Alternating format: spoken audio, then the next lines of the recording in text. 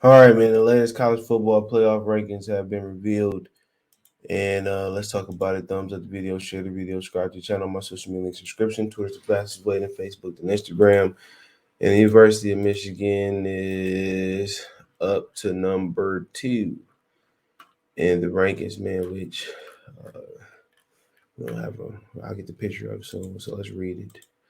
Shout out to College Sports Playlist. It says Michigan's first victory over rival Ohio State in 10 years has given the Wolverines a clear path. And we see this clear path to their first appearance in the college football playoffs.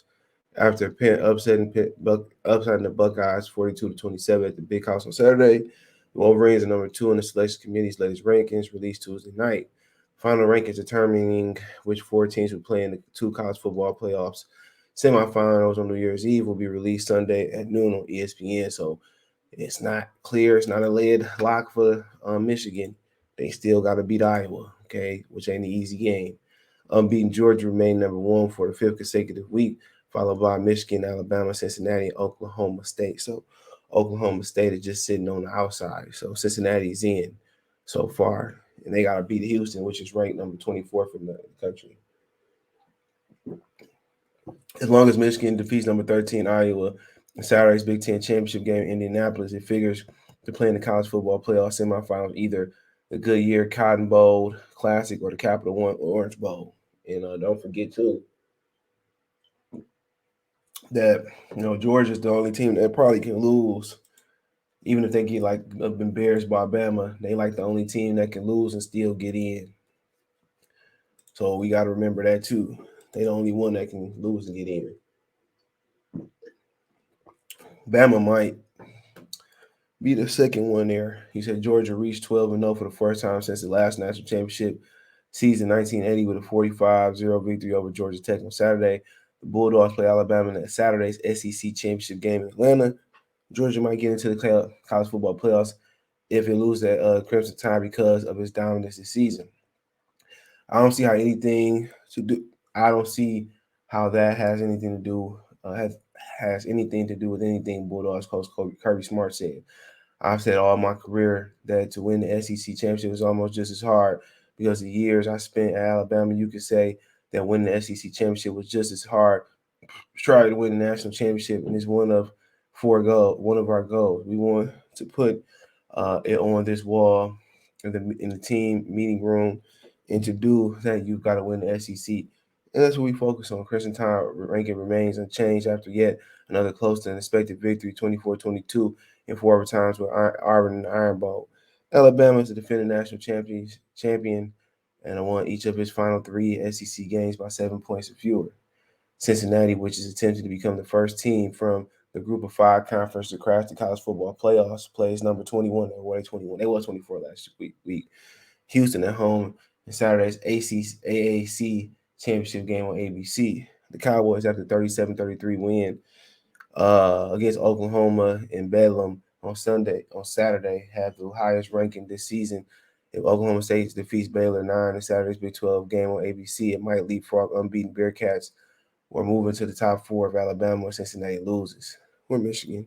Quote, there is a lot of discussion, but it's hard to say how it fell at the 3 or 4 and 5 selection committee chair, Gary Barta, athletic director at Iowa, said on ESPN ranking release show. So which just one loss. The Bearcats Notre Dame is 6, which the Bearcats beat Notre Dame, followed by Ohio State, Ole Miss, Baylor, and Oregon. The Fighting Irish, who lost Coach Kelly, Brian Kelly at LSU on Monday, don't play this weekend. We'll have to wait and see how things shake out with other contenders. So I think this team is really I think this team is really well positioned. Notre Dame athletic director Jack Swarbricks said Tuesday, quote, I believe we're one of the top 4 teams in the country.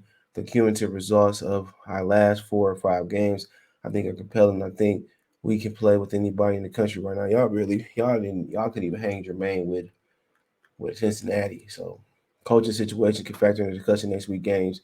But Barter said on the show, quote, the committee was also obviously aware of all the coaching changes he had for this week, though it didn't apply. All right, we know the Buckeyes fell 5 spots to lose to Michigan for only the second time in the past 17 meetings. Oklahoma fell 4 spots to 14, falling to the Cowboys, and Texas A&M tumbled to 10 spots. to 25 after losing 27-24 to a struggling LSU.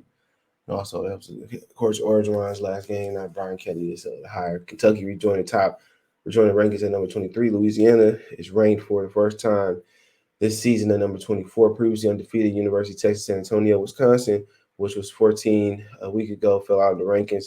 The Badgers being out could eventually hurt the Irish as Notre Dame is counting on a September win over Wisconsin to help his rank. So, final ranking. So, I mean, that's just what it is now, man. Got to win.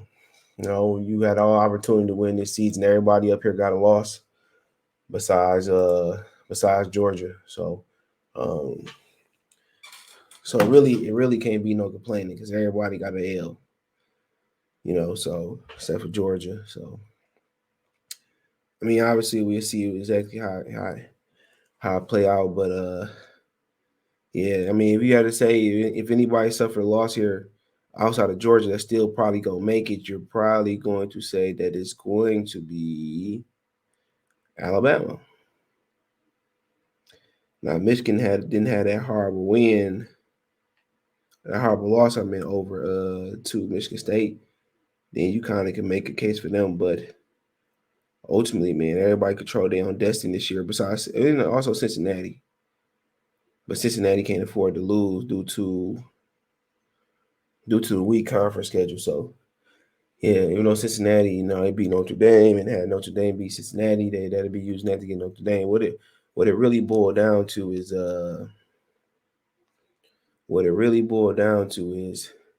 bringing money, and you know that's what it brought, that prestige. How many fans gonna travel, and you know how many boosters gonna spend money, this, that, and third. You know, so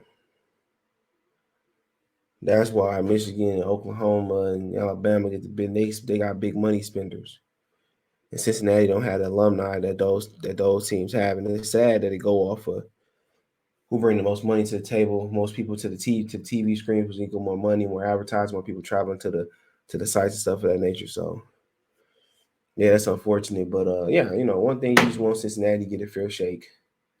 That's it. You Notre Dame shouldn't get in over them. They didn't have a conference game because Notre Dame really ain't part of a conference, and Cincinnati beat them. So it's a chance for Oklahoma State, Notre Dame to get in there. We'll see what happens. The interesting thing is Notre Dame in there without having a head coach. Okay. But hey, check out the college sports playlist. Let me know what you guys and girls and guys think. Find me on Twitter, Facebook, Instagram. If you have a business question, inquiry, response, or video request, all those social media links, subscription. Appreciate the love and support. Want to make a financial donation? Cash App, CJ Good 313, Venmo, CJ Good 313. PayPal link description. Appreciate the love and support. All my social media link subscription. Let me know what you think in the comment section. One time for the one time. Peace. Check out the college sports playlist. More videos like this.